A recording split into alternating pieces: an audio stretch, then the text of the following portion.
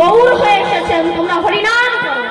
কিন্তু আমরা হরিনাম তো করি না, আবার রাধা কৃষ্ণকে নিয়ে অপবাদ করতেও আমরা ছাড়ি না, অপব্যাখ্যা করতেও আমরা ছাড়ি না।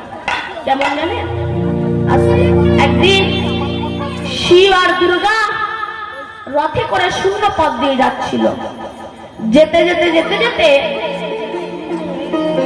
দুর্গা শিবকে বলছে, স্বামী একটু নিচের দিকে তাকান। যখন রামচন্দ্র সীতাকে হারিয়ে হাসিতা হাসিতা বলে কাঁদছে, তখন বলছে একটু নিচের দিকে তাকান। ওই যে যিনি কাঁদছে উনি কি আপনার আরাধ্য, উনি কি আপনার প্রভু শ্রীরাম? তখন শিব বলছে, হ্যাঁ দুর্গা, উনি আমার আরাধ্য, উনি আমার প্রভু রাম। তা দুর্গা বলছে, আচ্ছা ওটা যদি তোমার প্রভু রাম হয়, তোমার আরাধ্য হয়, কিন্তু আপনার ভগবান কেমন ভগবান যে আপনার ভগবানকে, আপনার ভগবানের স্ত্রী সীতাকে কে হরণ করে নিয়ে গিয়েছে তা ভগবান জানে না? আপনার ভগবান কেমন ভগবান যে ওনার স্ত্রীকে রাবণ রাজা হরণ করে নিয়ে গেছে তা উনি জানলে না? আচ্ছা বলুন তো, রাম যদি ভগবান হয়, সারা পৃথিবীর খবর সে যদি জানে, তাহলে বলুন তো সে কি জানতো না যে মায়া হরিণ ধরতে গেলে আমার সীতাকে রাবণ রাজা হরণ করে নিয়ে চলে যাবে? তথাপিও তিনি গেলেন কেন? কারণটা কি? এগুলো আগে শুনুন, শুধু ফেসবুক দেখে সময় নষ্ট করবেন না, নিজের ধর্মটাকে রক্ষা করার জন্য হলেও একটু সময় নষ্ট করবেন। তাহলে গেলেন কেন? জগতের জীবকে শিক্ষা দেওয়ার জন্য। হে জগতের জীব, তোমরা আমার হতে শিখে নাও। যদি কোনো পুরুষ তার স্ত্রীর অবৈধ দাবি পূরণ করতে যায়, তার পরিণতিটা ঠিক আমার মতো হয়। অতএব এইবার বলুন তো, মায়া হরিণ স্বর্ণ হরিণ কি কখনো ছুটতে পারে? এটা রামচন্দ্র জানেন না, এটা সীতা জানলেন না। এইবার বলুন, যখন রামচন্দ্র ধরতে গেল এই স্বর্ণ হরিণ, আর রাবণ যখন রামের কণ্ঠ নকল করে ডাক দিয়েছে লক্ষণকে, লক্ষণ, লক্ষণ জানতো না যে কে আমায় ডাকছে, বলুন। তথাপিও তিনি গেলেন। এইবার ওই যে লক্ষণ গণ্ডিটা দিলেন কেন? বাড়ির গৃহবধূরা রাত বেরাত যেন অন্য জায়গায় না ছুটে যায়, তাই তো লক্ষণ গণ্ডি দেওয়া। কিন্তু এই লক্ষণটাকে সংসারের গুরুজনরা হলো, গার্জেন গুলো হচ্ছে লক্ষণ। কিন্তু এই লক্ষণের গণ্ডিকে যে ত্যাগ করে লক্ষ্যভ্রষ্ট হয়ে যে নারী রাত বেরাত অন্য জায়গায় ছুটে যায়, রাবণের মতো ব্যক্তি এসে তাকে হরণ করে নিয়ে যায়। হরি বল, হরি বল। এইবার যখন হরণ করে নিয়ে গেল, আপনারা জানেন সীতাকে অশোক কাননে রেখে দিয়েছিল, তাই তো? তো সীতা বলেছিল, আমার প্রভু রাম যদি বেঁচে থাকে আমাকে কেউ স্পর্শ করতে পারবে না। রাম বলেছিল, এই রাবণ বলেছিল, আমি পারি না, এমন কিছুই নেই।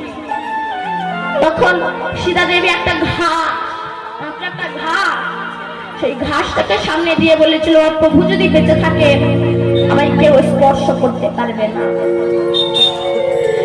এবার রাবণ যেই না ঘাসটাকে দিয়ে সীতাকে স্পর্শ করতে এসেছিল, তখন সেই ঘাসে কি হয়েছিল? আগুন ধরে গিয়েছিল, তাই না? তত্ত্বটা কি? যে রামের চরণে একনিষ্ঠ ভক্তি করে, যে হারাম হারাম বলে কাঁদে, রাম ছাড়া ব্যতিরিক কিছু জানে না, ওরা ব্যক্তি যদি তাকে স্পর্শ করতে আসে, রাম তাকে আগুন ধরিয়ে পুড়িয়ে তাকে ঝাড় করে দেবে। এইবার যখন কাঁদছে সীতাকে হারিয়ে রামচন্দ্র, এইবার বলবেন ভগবান হয়ে নিজের বউকে হারিয়ে সে কাঁদছে? বলছে না, সীতাটা কে? সীতা হচ্ছে ভক্তি, আর এই ভক্তি যাকে ভগবান ছুটে আসে, সেই ভক্তি হারিয়ে গিয়েছে, তাই কাঁদছে। এবার দুর্গা তখন শিবকে বলছে, আপনার ভগবানকে আমি খুব পরীক্ষা করতে যাব, আপনার ভগবান কেমন ভগবান? শিব তখন বলছে, সাবধান দুর্গা, ছাত্র হয়ে মাস্টারকে পরীক্ষা করতে যেও না, শিষ্য হয়ে গুরুকে পরীক্ষা করতে যেও না, তুমি জিজ্ঞাসা করতে পারো, পরীক্ষা করতে যেও না। দুর্গা কোনো কথা শুনলেন না। দুর্গা কি করলেন? সীতার রূপ ধারণ করে সীতা সেজে রামচন্দ্র যেখানে কাঁদছে তার সামনে গিয়ে বলছে, প্রভু আপনি কাঁদছেন কেন? আমি দেখছি আপনি আমায় কত ভালোবাসেন, আমি তো আপনাকে পরীক্ষা করছিলাম। যেই না বলেছে অমনি রামচন্দ্র চোখের জল মুছে নিয়েছেন, চিনতে পারিনি, রামকে চিনতে পারিনি, মনে করছে আমি সীতা। কিন্তু এদিকে রামচন্দ্র নিজের চোখের জলটা মুছে হাত জোর করে বলছে, মা আপনি ভালো আছেন তো? আপনার স্বামী ভোলানাথ কেমন আছে? দুর্গা তখন বলছে, মানে মানে মানে মানে আমি যে সীতা নই এটা তুমি কি করে বুঝলে? আমার তো সীতার মতোই রং, সীতার মতোই ঢং, সীতার মতোই চুল, তুমি কি করে বুঝলে আমি সীতা নই? রাম বলছে, মা তোমার সীতার মতো রং ঢঙই আছে, আচরণটা আপনি শিখতে পারেন। কেন? সীতাকে কখনো আমার সামনে দাঁড়ায়, এটা আমার পেছনে দাঁড়ায়, সেটা তুমি জানো না মা? আপনার সাথে সীতার মতো রং ঢঙই আছে, আচরণটা আপনি শিখতে পারবেন না। এবার মা দুর্গা যখন ছুটছে, রামচন্দ্র পশ্চাৎ ধাবিত হয়ে বলছে, মা তুমি যেহেতু সীতার রূপ ধারণ করেছো, আমি তোমায় কথা দিলাম আগত কলিযুগে আমি যখন গৌর হয়ে যাব, আর তুমি কলিযুগে অদ্বৈত আচার্যের স্ত্রী হবে, তোমার নাম হবে সীতা ঠাকুরানী।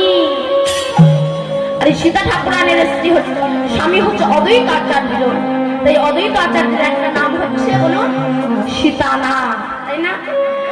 তো বলছে তুমি হবে সেদিন সীতা ঠাকুরানী, আর আমি যেহেতু তোমাকে মা বলে ডেকেছি, আগত কলিযুগে তুমি নিজে রান্না করবে, তোমার হাতে গিয়ে আমি প্রসাদ পাবো, তুমি তাই গৌর হরিবল বলে তোমার মনোবাস করে দেবে। তাই সেই গোড়া মহাপ্রভু এসেছে, তাই বলছে আপন গোপুর ছাওয়ানে হেরিয়া, আপন গোপুর ছাওয়ানে হেরিয়া, আপন গোপুর ছাওয়ানে হেরিয়া, আপন গোপুর ছাওয়ানে হেরিয়া, তুমি উৎসাহে কোনে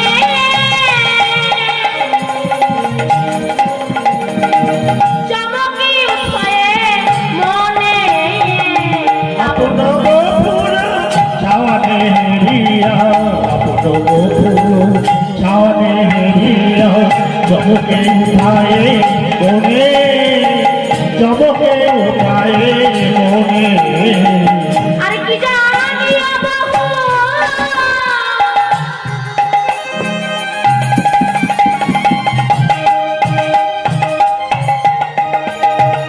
নামিও না বহু,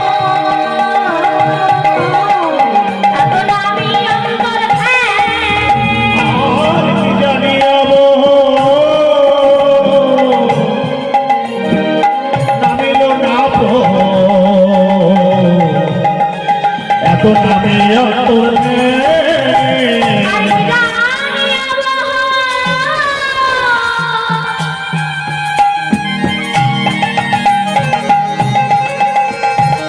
নামিল না বহু, এত নামি অন্তর আর কি জানিয়া বহু, নামিল না বহু, এত নামে অন্তর হরিনাম করো, হরি বল বলো। আমি আরেকটুখানি বলে তারপর আমি লীলার ভিতরে প্রবেশ করবো, কেমন? আরেকটুখানি বলি শোনো। যখন এই রামচন্দ্র বনবাসে যাবেন, চলে যাবেন, এমন সময় মা সীতা হয়ে গিয়েছে তো, মা সীতা প্রভু রামের কাছে গিয়ে বলেছিলে, হে প্রভু রাম, স্বামী তুমি তো বনবাসে যাচ্ছ, ইকো হয়ে আছে, আর একটু সামনে তুমি তো বনবাসে যাচ্ছ, ওখানে তোমার কত কষ্ট হবে, আর আমি তোমার স্ত্রী হয়ে রাজ পালঙ্কের উপরে শুয়ে থাকবো, আমার স্ত্রী আমি হতে চাই না, আমিও তোমার সঙ্গে বনবাসে যাব। পারবে না আমার স্ত্রী হতে? এখন তাই এসি কিনে না দিলে ঝগড়া করে, আমার এসি কিনে দাও না, ওয়াশিং মেশিন কিনে দাও না, ফ্রিজ কিনে দাও না, মোবাইল কিনে দাও না, অসভ্য লোক কোথাকার। কিন্তু তো তা নয়, প্রতিব্রতা সতীর একটু সাউন্ডটাকে তুলুন না, প্রচুর গলায় সাহায্য কথা বলতে বলছে, ওখানে তোমার কত কষ্ট হবে, আর আমি তোমার স্ত্রী হয়ে রাজ পালঙ্কের উপরে শুয়ে থাকবো, আমার স্ত্রী আমি হতে চাই না, আমিও তোমার সঙ্গে বনবাসে যাব। আপন ভাই লক্ষণ সে গিয়ে বলেছিল, দাদা তুমি বনবাসে যাবে, বনে বনে ঘুরে বেড়াবে, কত কষ্ট তোমার হবে, আর আমি তোমার ভাই হয়ে রাজ পালঙ্কের উপরে শুয়ে থাকবো, রাজ সিংহাসনে বসবো, রাজভোগ গ্রহণ করব। আমার ভাই আমি হতে চাই না, আমিও তোমার সঙ্গে বনবাসে যাব। রাম বলল, আমি অনুমতি দিতে পারবো না, তুমি যাও। মা সুমিত্রা যদি তোমায় অনুমতি দেয় তবে তুমি যাবে। লক্ষণ মায়ের কাছে গিয়েছে, মা দাদা তো বনবাসে যাচ্ছে, তুমি আমাকে দাদার সঙ্গে বনবাসে যাওয়ার অনুমতি দেবে না? তা মা সুমিত্রা বলেছিল, বাবারে লক্ষণ, যে মায়ের গর্ভের সন্তান কৃষ্ণ ভক্ত হয়, কৃষ্ণের সেবক হয়, রামের সেবক হয়, সেই মায়ের গর্ভ ধন্য, আর সেই মায়ের গর্ভের সন্তানও ধন্য। কিন্তু যে মায়ের গর্ভের সন্তান সুল্লুখর হয়, দাতাল মাতাল চরিত্রহীন হয়, লোকে সর্বনাশ করে বেড়ায়, সে মায়ের গর্ভ নয়, তাকে ভাগার বলা হয়। ভাগাড়ে যত শিয়াল কুকুরের জন্ম হয়, আর প্রকৃত সচ্চরিত্রবান মায়ের গর্ভে কৃষ্ণ ভক্তের জন্ম হয়। আজ আমি তোমার মা আছি, কাল হয়তো থাকবো না, তাই আমি চাই আমার প্রাণ থাকতে থাকতে আমি যেন দেখতে পাই তুমি রামের চরণের সেবায় চলে গিয়েছ। লক্ষণ ভাবছে, মা অনুমতি দিলেও আমার স্ত্রী উর্মিলা নবা পরিণীতা বধূ, সবে নতুন বিয়ে হয়েছে, আপনাকে বিয়ে করে আপনার স্বামী যদি বলে আমি 14 বছর বাড়ি থাকবো না, মাথায় আগুন ধরে উঠবে না? মুখ পোড়া, তবে বিয়ে করেছিলি কেন? কোমর বেঁধে ঝগড়া করবেন না? সে তোমায় অনুমতি দেবে না। মহাপ্রভু যখন লক্ষ্মীপ্রিয়াকে বিবাহ করে সিলেটে বেড়াতে গিয়েছিল, সেই সময় লক্ষ্মীপ্রিয়া প্রাণ হারিয়েছিল। আমরা বলি সাপে কামড়িয়ে না, বিরহ সাপে কামড়ে লক্ষ্মীপ্রিয়ার মৃত্যু হয়েছে। এদিকে উর্মিলা জানতে পেরেছে যে আমার স্বামী থাকবে না, ও রামের সঙ্গে বনবাসে যাবে। ওই হাতে একটা প্রদীপ ধরিয়ে অবনত মস্তকে মাথাটা নিচু করে দাঁড়িয়ে আছে। এদিকে লক্ষণ যখন মাথা নিচু করে আসছে, উর্মিলা বলল, স্বামী তুমি মাথা নিচু করে এসো না, মাথা উঁচু করে এসো। কেন? আমি গর্বিনী যে আমার স্বামী রামের সেবায় যাচ্ছে, তুমি মাথা নিচু করে এসো না, মাথা উঁচু করে এসো। মহাপ্রভু যখন বিষ্ণুপ্রিয়াকে বিবাহ করে মাত্র 24 বছর বয়সে সন্ন্যাস ধর্ম নিয়েছিল, তারপরে জানেন প্রভু আমার একদিনের তবে অদ্বৈতের ঘরে এসেছিলেন। সবাই নিমাইকে দেখতে যাবে, নিমাই সবাইকে অনুমতি দিয়েছিল, সবাই আমাকে দেখতে আসুক, অসুবিধা নাই, কিন্তু একজনা যেন না আসে। সে কে বলুন তো? বিষ্ণুপ্রিয়া। ও যেন আমায় না দেখতে আসে।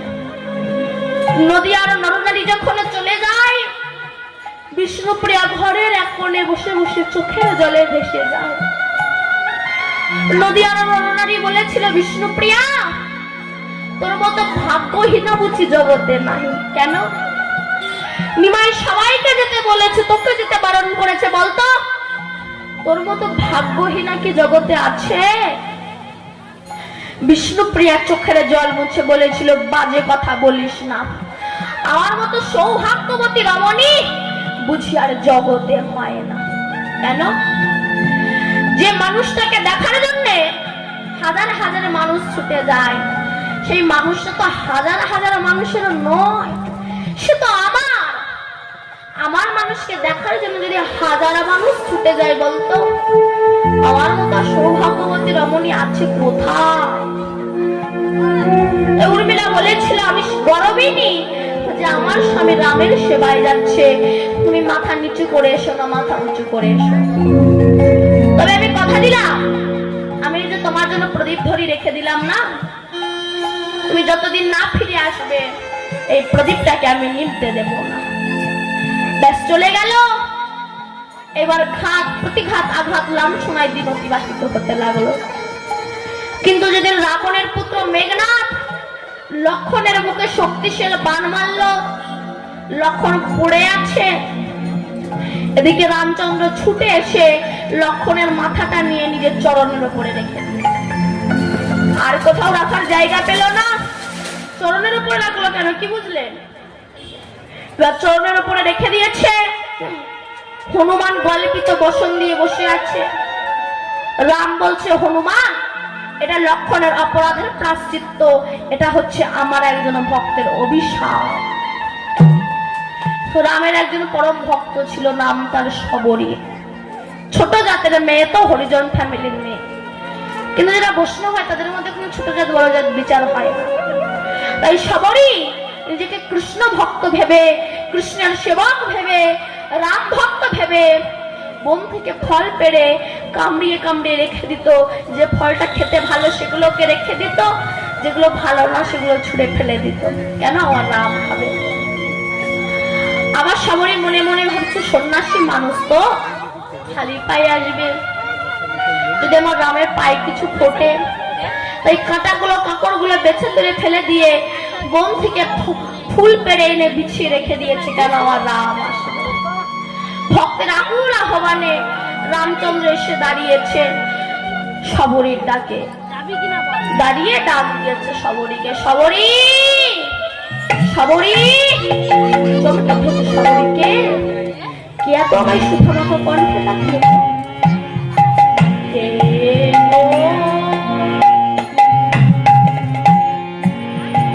গো ডাকিলে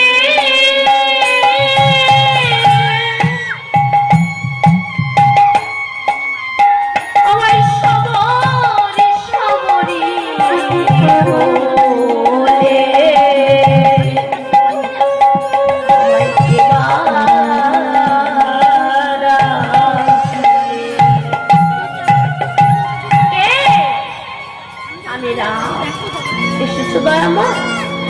এতদিন পরে হতভাগিনীর ডাক তোমার কর্ণে পৌঁছিয়েছে। এসে প্রভু বস, তোমাকে খেতে দিই বলো তো? রাম বলছে, কেন শবরী? আনো সেই ভক্তি মেশানো ফলের থারি, আমি গ্রহণ করি। শবরী ঢেলে নয়নের বাড়ি আনলো ফলের থারি। রাম, তুমি গ্রহণ করো। যেই না রামচন্দ্র খেতে যাবে, অমনি লক্ষণ ছুটে গিয়ে বলল, দাদা, ছোট জাতের মেয়ে এটা করে ফল রেখে দিয়েছে, তাই তুমি খাচ্ছ? এই বলে ফলটাকে ছুঁড়ে ফেলে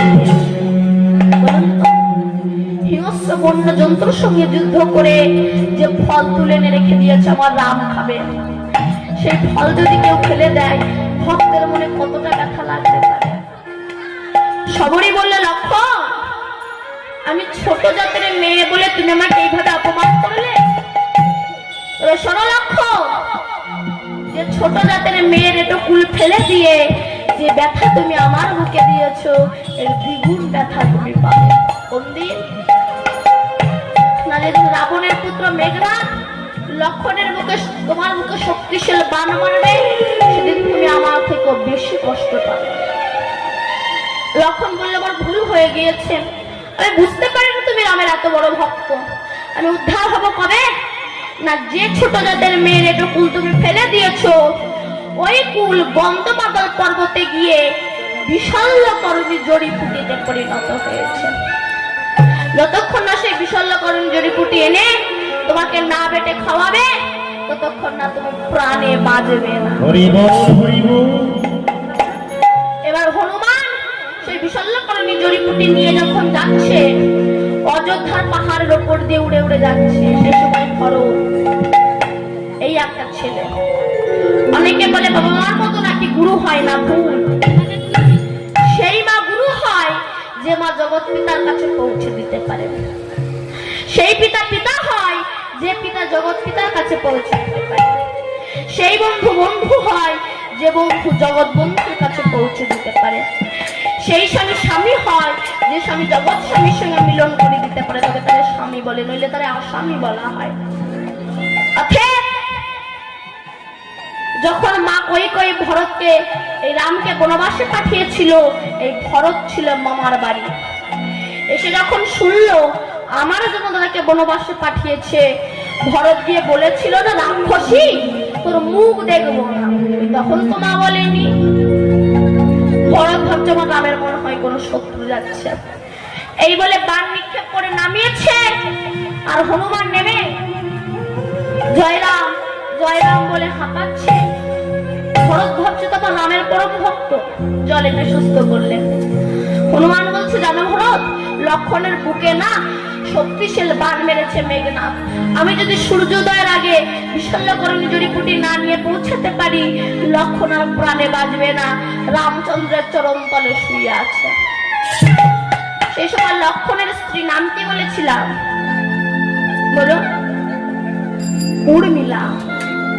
হাতে সেই প্রদীপটা ধরি এক পাশে দাঁড়িয়ে দাঁড়িয়ে মুচকি মুচকি হাসছে। বলো তো, স্বামীর মৃত্যু খবর শুনে কোনো বউ কি হাসে?